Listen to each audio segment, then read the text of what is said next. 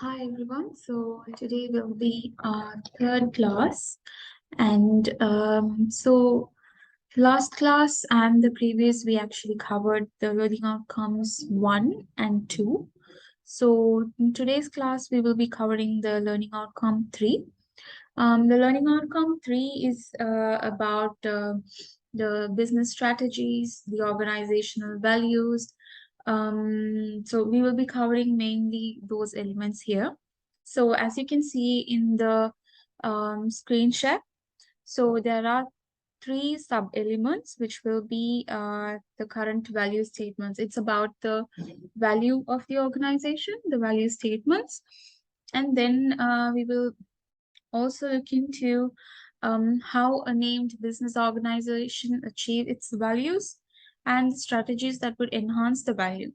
So value is something really important for a business, and because that will actually explain the growth of the organization and also to some extent the cultural aspects and what they consider as important and not important, and it's also a sort of goodwill for the organization. So that is what value is. Generally, the term value is something really important. It's not just for businesses, but then uh, even in personal lives or anything apart from the businesses, so and forth. The concept value is something really important. So, in that sense, let's have a look at all the things that we're going to go that we're going to study through. So we'll also be looking at these concepts here, which is about the definition, the implications, the different mergers, post-merger values, and the several theories, and so on and forth. So this is going to be about the strategies, value of the business, value expansions of the organization.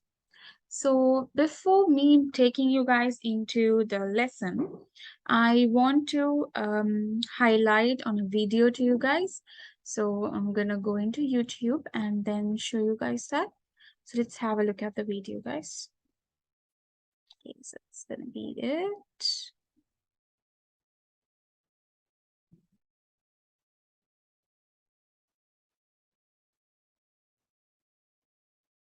Okay.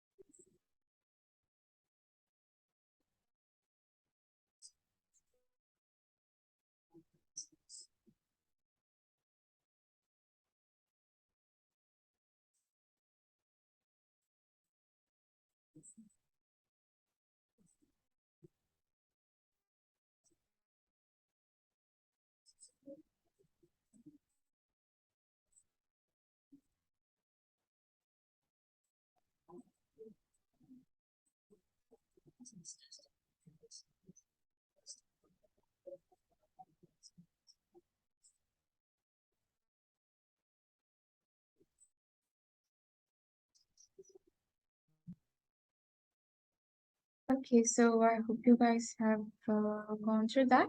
So that is about the importance of values. So how important values are for organizations. So like I explained before, either it be the culture, the people management, and the entire organization you consider. Value is something really important. Values are something really important that we look upon. So today's sections will be towards the values. So let's go into the slide. Okay. So for today, we will try to cover up the whole lesson, but of course, we will see how far it goes, and then the continuation will be on the next session. So today we will be looking at the strategies and the enhancement of the value of an organization, which will help to evaluate the financial consequences of strategic decisions. Okay, so there is also a financial element involved in that. So because it's just basically not about the values, everything is interconnected. Like we previously studied, about globalization, and the connection between the countries, and how one country benefits when with the operation of another country, and what can I say? When we spoke about the benefits and when we spoke about the disadvantages, we saw the connectivity there. So in that essence, so here it is all about, it's not just about the value of an organization. Why does the organization need a value? Because it needs to run properly. They need to have a set of rules and regulations. They need to have certain culture. So for all these things, all these things are kind of interconnected. It is never operating in a single term. So everything has an interconnection between them. So it's very important. So it's very important for the organization to have a good value, so that it will also have a result in the financial implications. Because overall, the aim of an organization is to boost their financial, ability, earn more profits, and expand. Because without profits, nothing can operate. Either it be business or even it comes to personal lives and so on and forth. Finance is something really important, and financial management is very, very, very important. So in the same way, there is a connection there here, which with the values of the organization, the strategic decisions taken, and the financial consequences. Because if the organization doesn't take the right strategic decision, that would affect the organization overall. Because when they don't take right decisions, no proper choices made, in that event, what happens? The financial concern will be complicated. Because when proper decisions are not made, that will result in losses.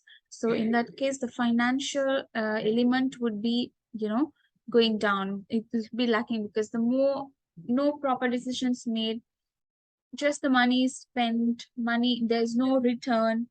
And in that case, what happens? There will be problems in terms of you know expansion. So therefore there is a good connection there, and we will look at the connection. All right. And we will also be looking at the current value statements of the organization. It's really important. Either it be a small organization, or either it be a very big organization, having a value statement is very important. And setting up a value statement, it's not very easy at all. You need to understand what the organization is, in which industry it operates, and what sort of the product line it is. And there are so many things that they would consider when setting up the organization values.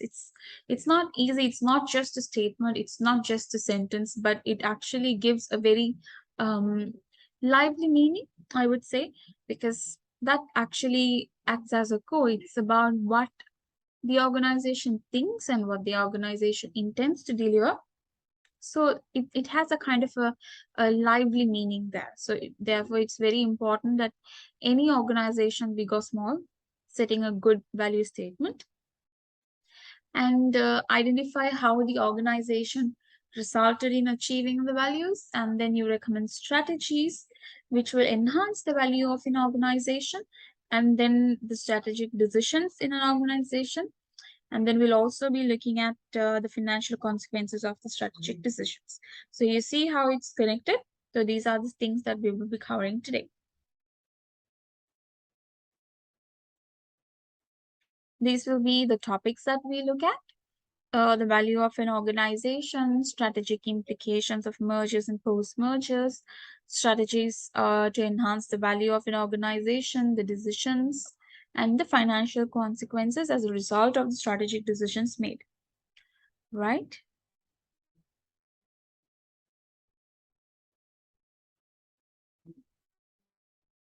Okay. One second, guys.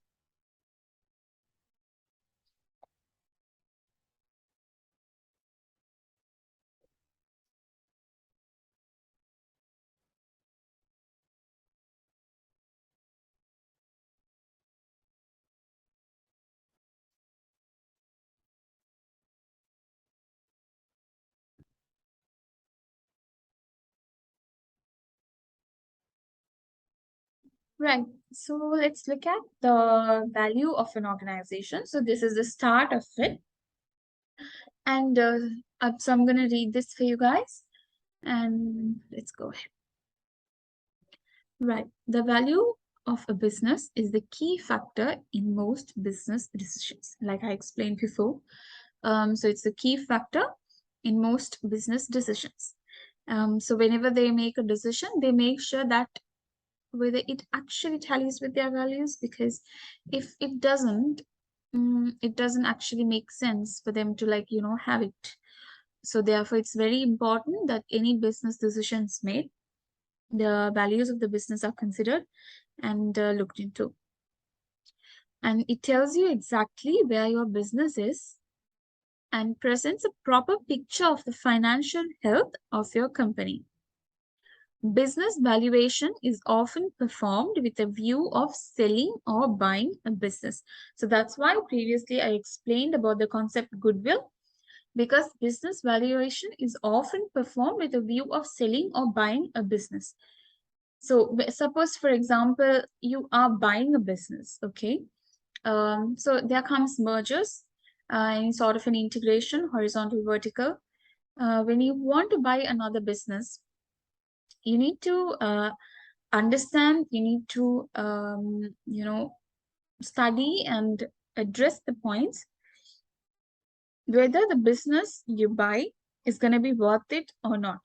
So how will you identify the worth of the business? You would identify the worth of the business only by understanding its value. So it's very important, very important for a business to have its own value, because that is how they can buy. I mean, that is how they can sell, for the business to have its own value. And also for the businesses who aim to buy something, they should know how to value it. Okay, in terms of the product lines, in terms of the customer base, the client base, all those things matters. So it's very important, and business valuation is a very significant concept in the business studies. Okay, and then the next would be, let's move on to the next. The purpose of each organization is inspired by its values. Okay. Therefore, it is important the founder should be precise about the values from the beginning. Thus, the organization's value system is communicated better, which in turn allows for unified criteria that reinforce the interest of all. Right, so it's very important that the values are set from the beginning itself, so that the value system is communicated better, and it also that it also like connects with a lot of things. And because the value system is defined in the initial stage itself, everything else that the business does will have it based on the values that has been set.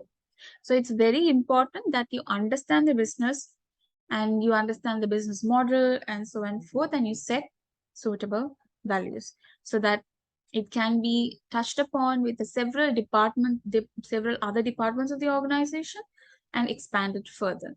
Okay, so that's about the value of an organization.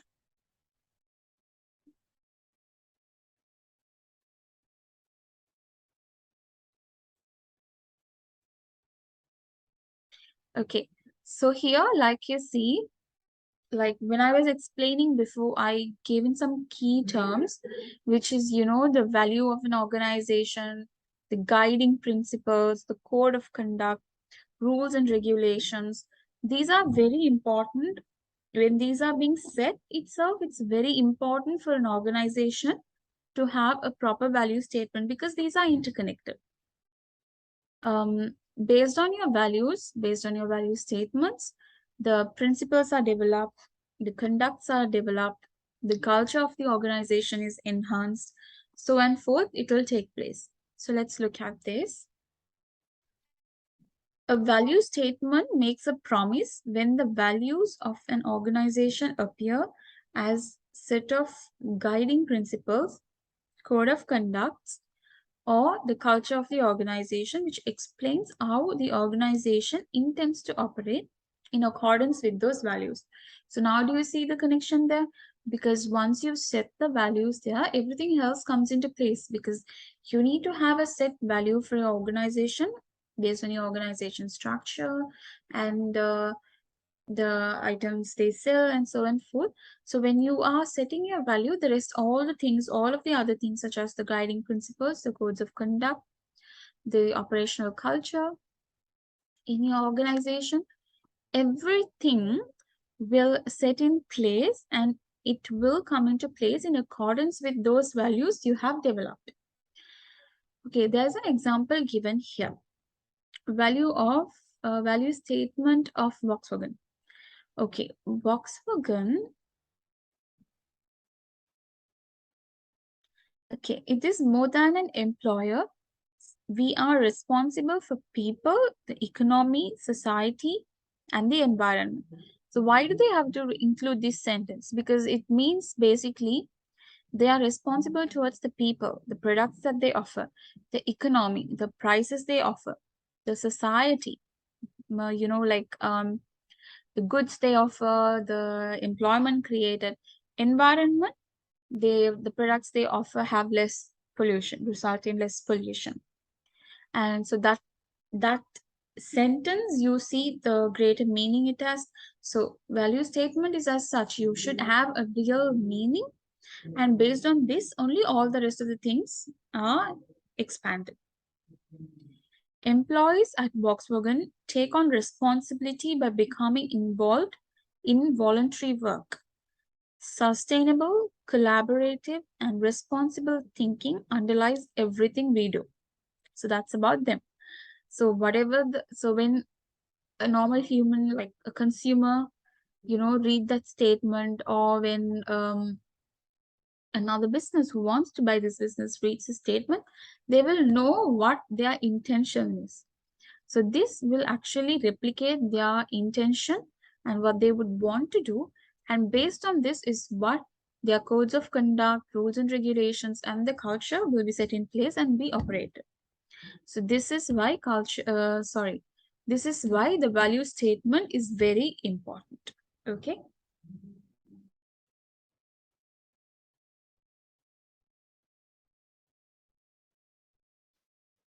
So here, according to the value statement of Volkswagen, it promises that this organization will not suffer evil and that they reject corruption, sloth, waste, and complacency.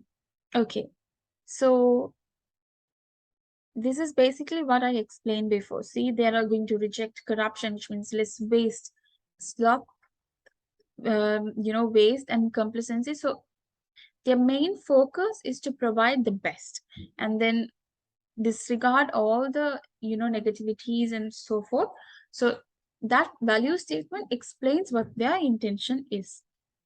Next, but it's important that the organization actions show its value statement. since an organization's success depends on that. Action speaks louder than words.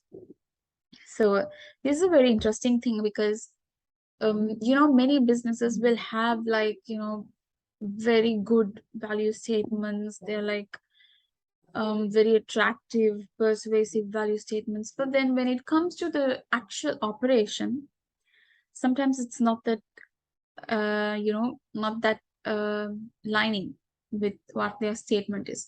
So there comes the problem. So that's why it states that it's not about just the business having its own value statement, a persuasive value statement, and it's like really good, people get attracted and so and forth. But it's very, very important that the businesses work in such a way that their value statement actually shows out. It's not about you just having a statement there set in place and then you don't abide by it. But then as businesses, you need to make sure that you abide by it and that you actually meet it in all the operations you do. So that's why all the departments supposed to know the value, the mission, the vision of the organizations so that they can develop their strategies according to that. Now do you understand the connection? Because a business doesn't need to set all this vision statement, mission statement, and business values. Without those understanding, it's very difficult for the strategies to be developed. Okay, so it's very important that those are set, put into action. The strategical development takes place in that sense, and the growth finally takes place. Okay, so it's very important to understand that connection, because when it comes to your assignment writing, it's not just about you putting it to words. It's maybe you're talking about Volkswagen, or you're talking about Marks and Spencers, you're talking about Tesco, or even Tesla, whatever it is. It's You can find all these statements in Google. It's there, but you need to know to understand what sort of a connection you need to bring on to develop your assignment. Sometimes they would ask you to, talk about, discuss on the value statements, or discuss on the connection of this organization's value statement with its strategic development. So you need to know what the organization's value is and what sort of a connection that has towards their strategic development. So it's very important for you to understand the connection points here so that you can expand and elaborate and write your assignments. Okay.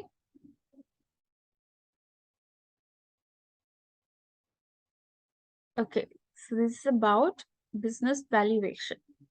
Right. So we've spoken about the value statements thus far, and now we're moving into business valuation.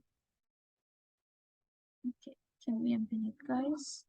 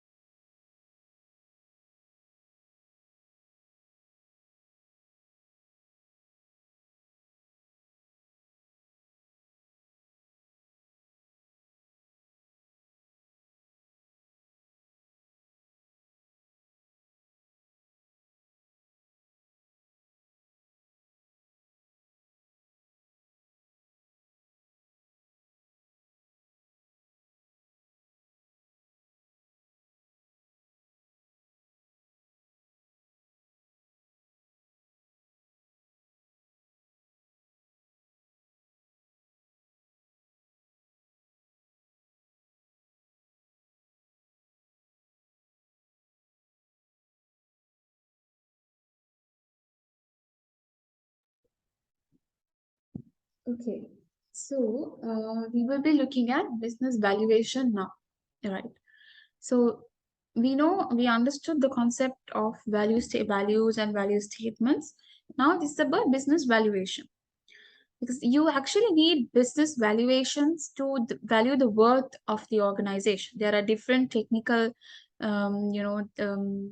formulas that you can actually use to value the business, especially, when you go and when you want to take loan um, on your business. So for further expansion or so and forth, in that case, the business valuation becomes very important.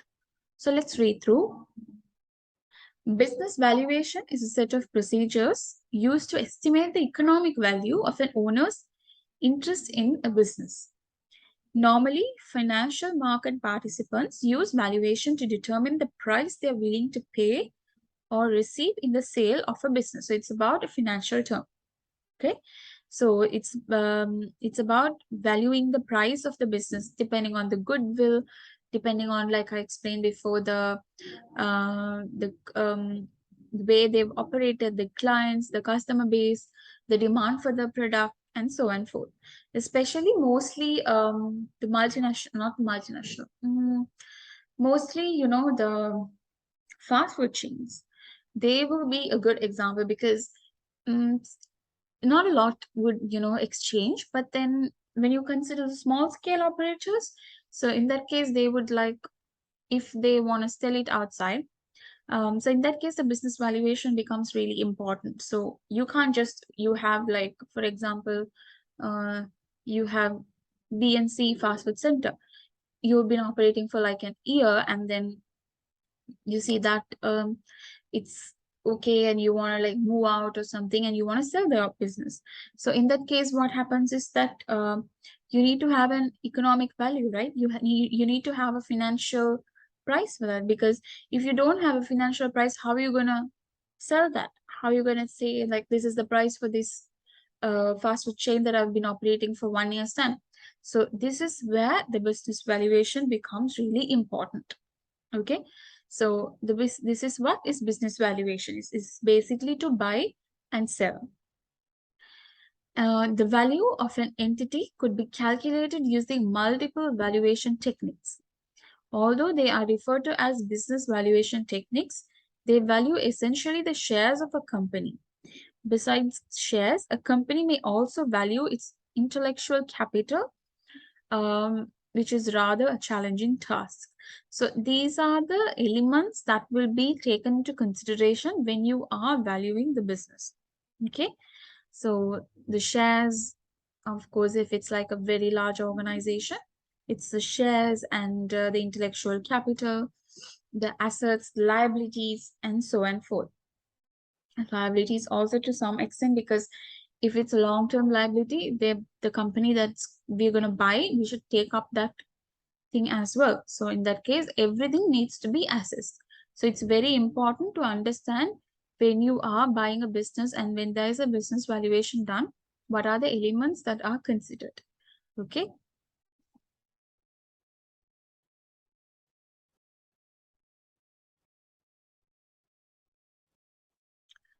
Right. So this is about the business valuation, the instances where business valuation is helpful. Okay. So these are the times where the business valuation is helpful. So acquisition, mergers, divestiture.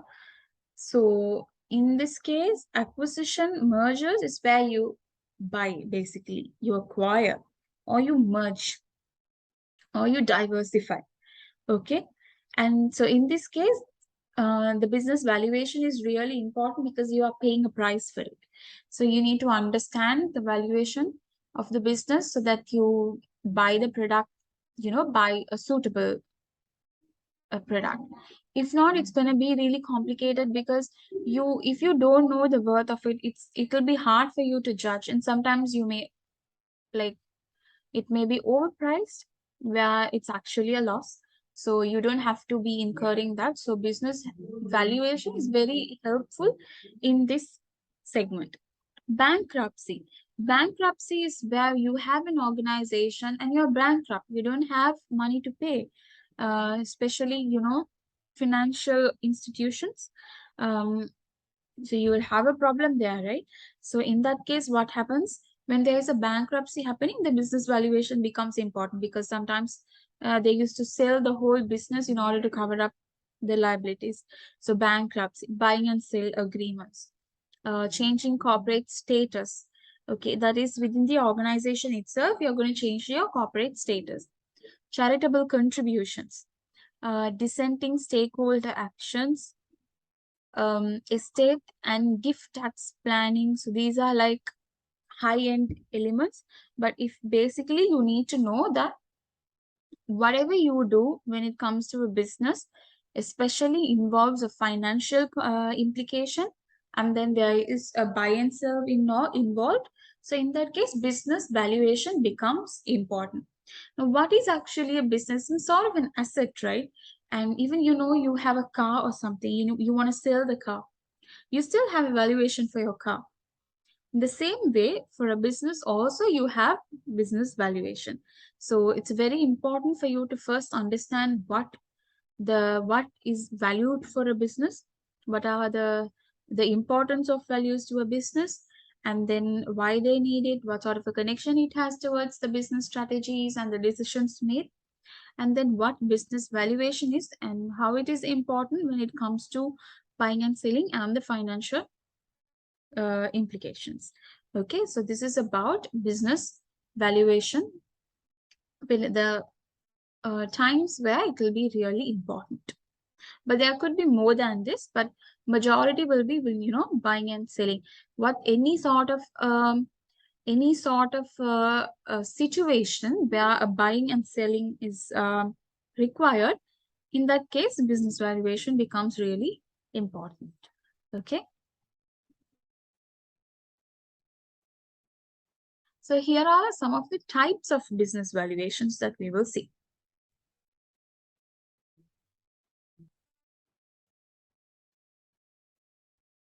So there are intellectual capital valuation and net asset based valuation, dividend based valuation model. So it's all about shares, dividend based, net asset. It's about your asset, the value of equity, and your net assets. Like I explained before, it's not just about the shares but also your assets. Intellectual capital valuation, it's about your intellectual properties, the capital and components of the organization. So these are some of the types of business valuations. So this is about the calculation used. Okay, earnings based valuation model, price earning ratio, post tax per share, cash flow based valuation. So it's about the cash element. We do cash flow statements. When you do a business valuation, you have to go through several documents, which will be your income statements, your balance sheets, your cash flow statements, statement of equity, and your the bank balances, and so on and forth. So all of these are important, and using those is what the decision is being made. Also, if it's a very large organization, the shares, and also the annual reports. The annual reports, the published reports, you can always get that in Google, and all the details are there. So based on that, the business valuation is understood. We can understand whether this business has a high-end value or a mid-level value or a low-level value. We can also calculate. We can also look at the ratios, the price earning ratios, the asset ratios, and so on and forth. And we know what sort of a stage they are in when it comes to, the usage of assets and liabilities. So these elements are very important when you are measuring the value of the business. Okay. Okay. Right. So now we will be looking at the strategic implications of mergers and post-merger values. Okay, second.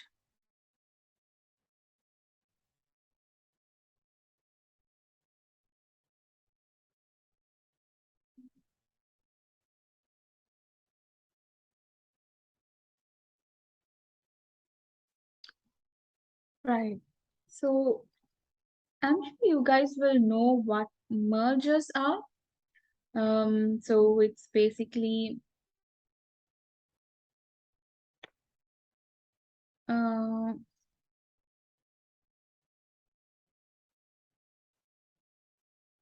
right. 1 second, guys. Charge is going.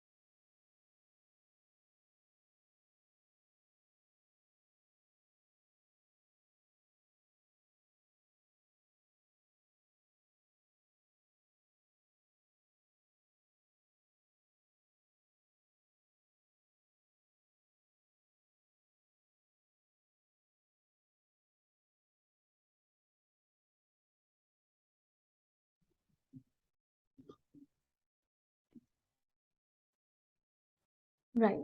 So let's look at the mergers and post-merger values.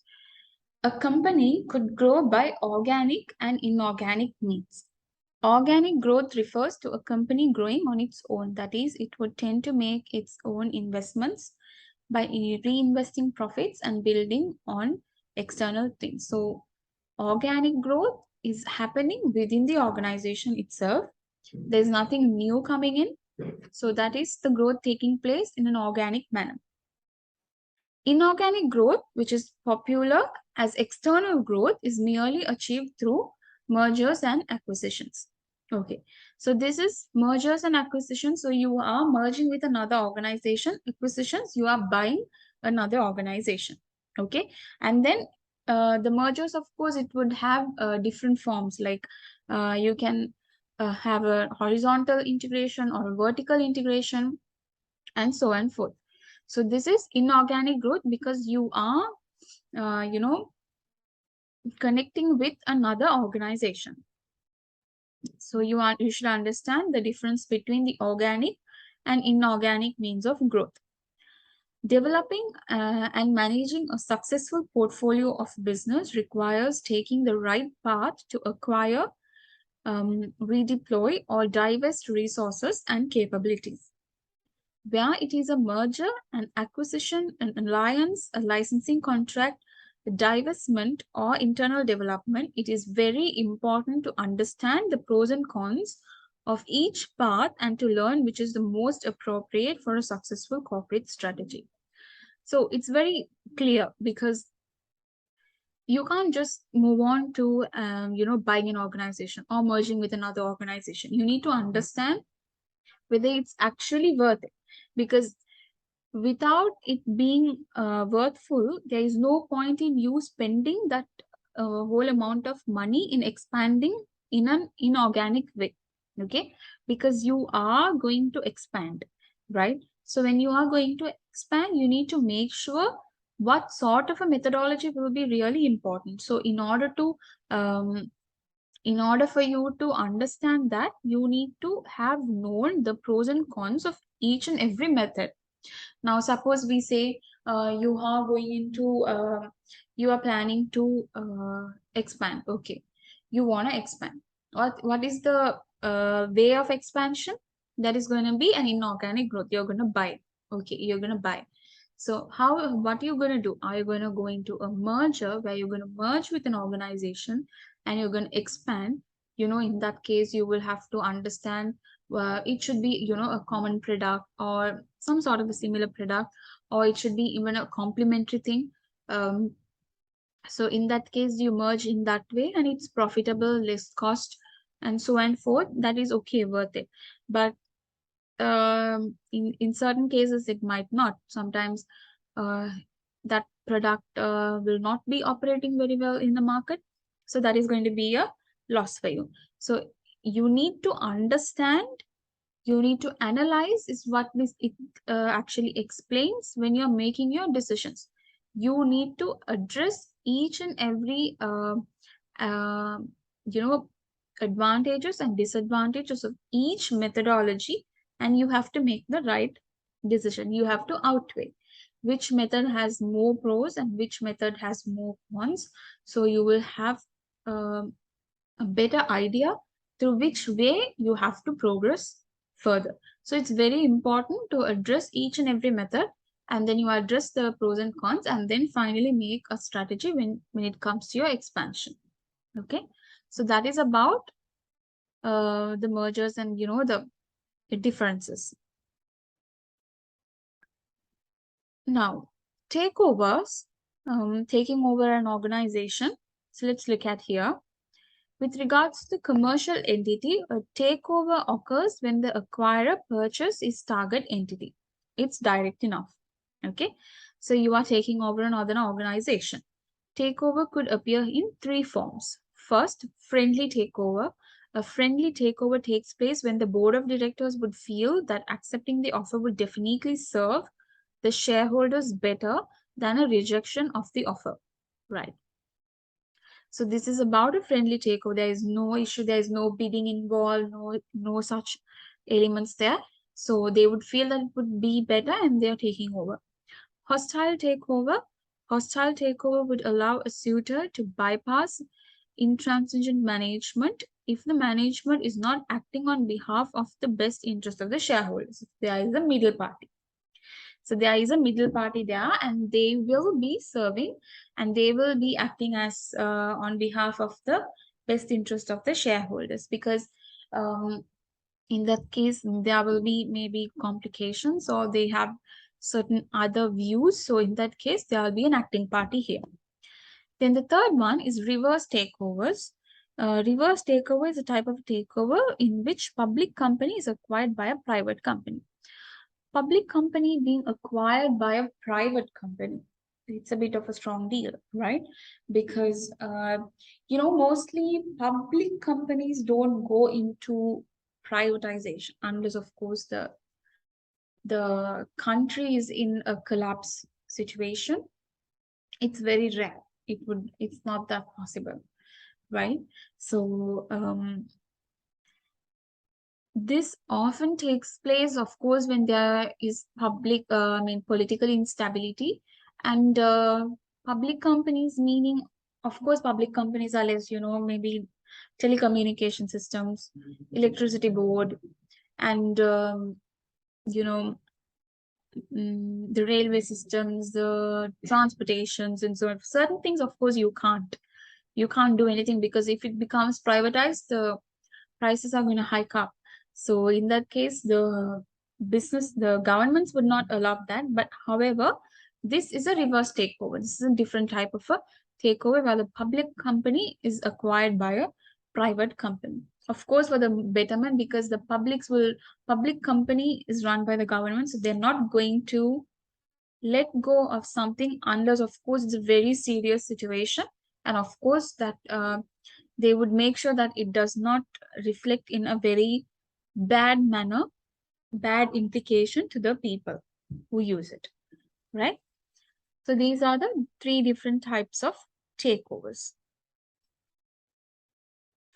Okay, so let's look at the mergers here. So like I was explaining you before, horizontal merger, vertical integrations, horizontal integrations. So let's look at that here.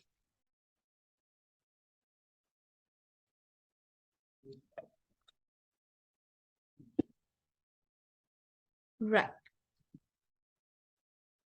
So merger is a combination of two or more companies into one through the purchase through a purchase, acquisition, or pooling of interest. Okay, so it's two or more companies, joining together.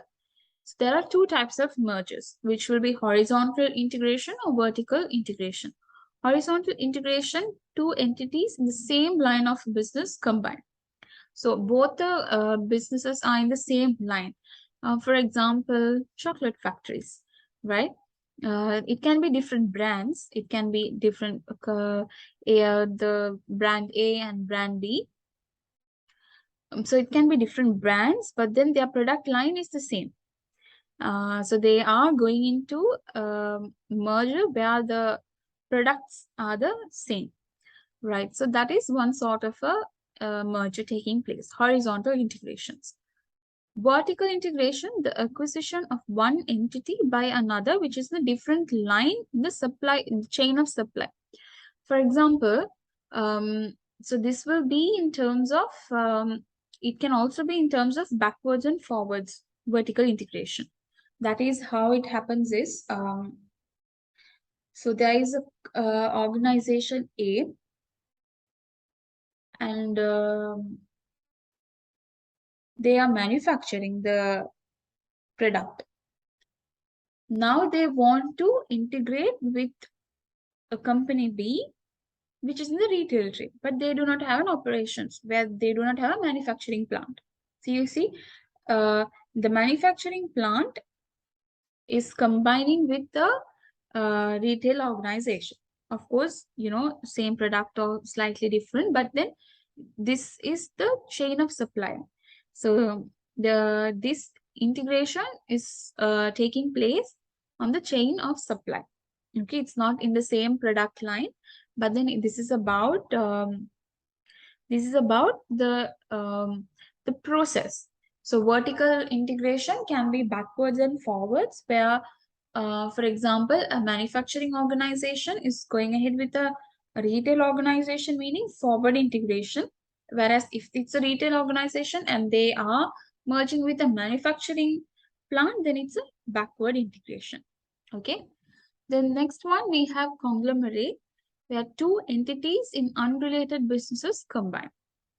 So of course, these integrations, these mergers, horizontal integration, vertical integration, they have their own pros and cons.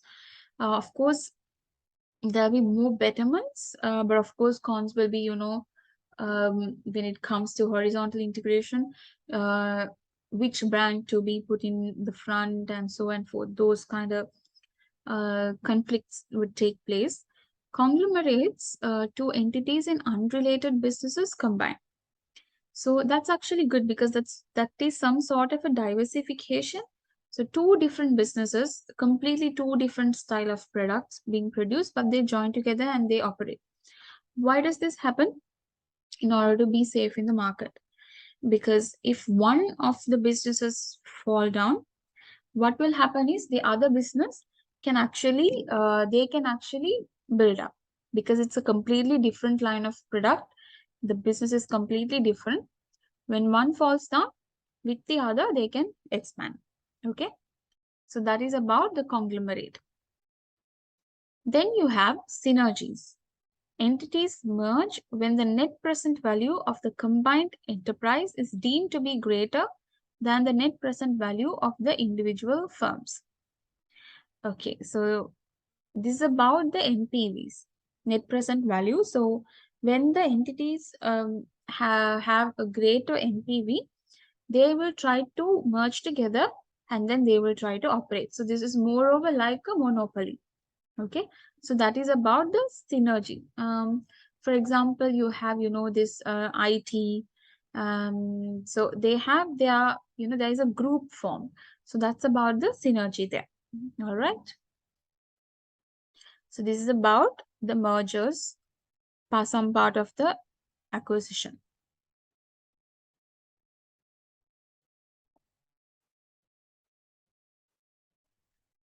Right, we will look at this.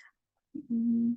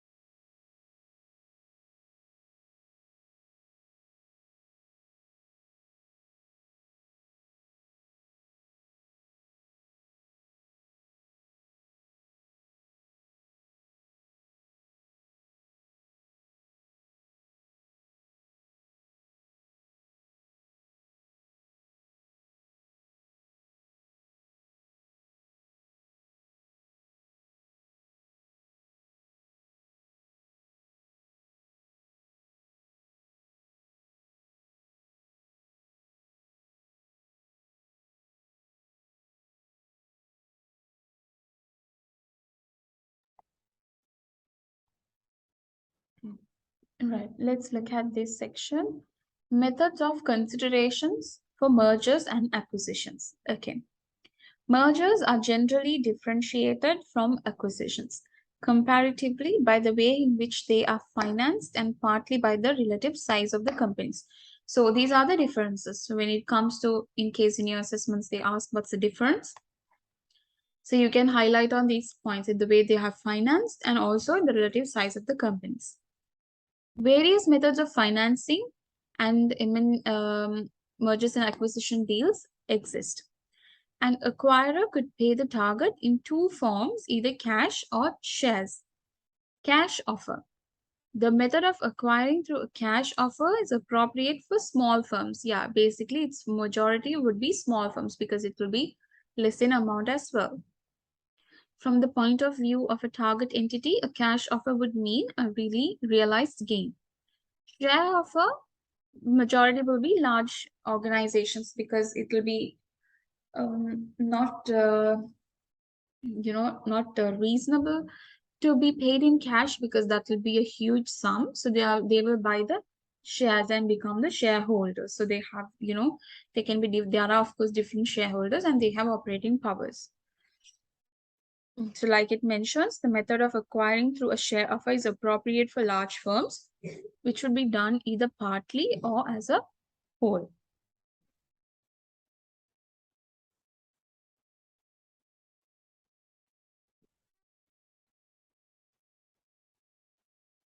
Right, let me see where we are. Okay.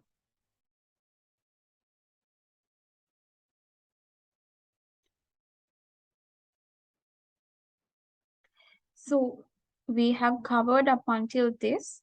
In the next class, we will be looking at the evaluations of post-mergers and post-acquisition. So we will actually start off from here. Right. And then I will take you guys through the other points. So this is about today, and then we will actually go ahead with the next slides in the next class.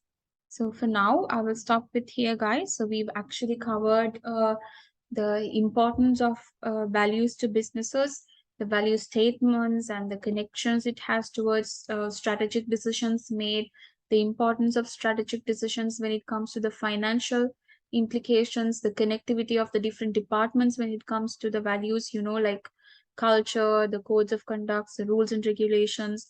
And we've also discussed about the business valuation, the importance of business valuation, the instances where business valuations are needed, and the methodologies used, the ratios and the different methodologies, the methods used in order to value for business valuation.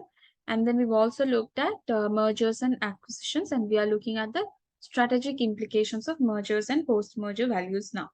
So we will stop here, and then from next class, we will look at this slide where we will look at the evaluation of post-merger and post-acquisition values and processes. So I will see you guys in the next class, and yeah, have a good day, guys.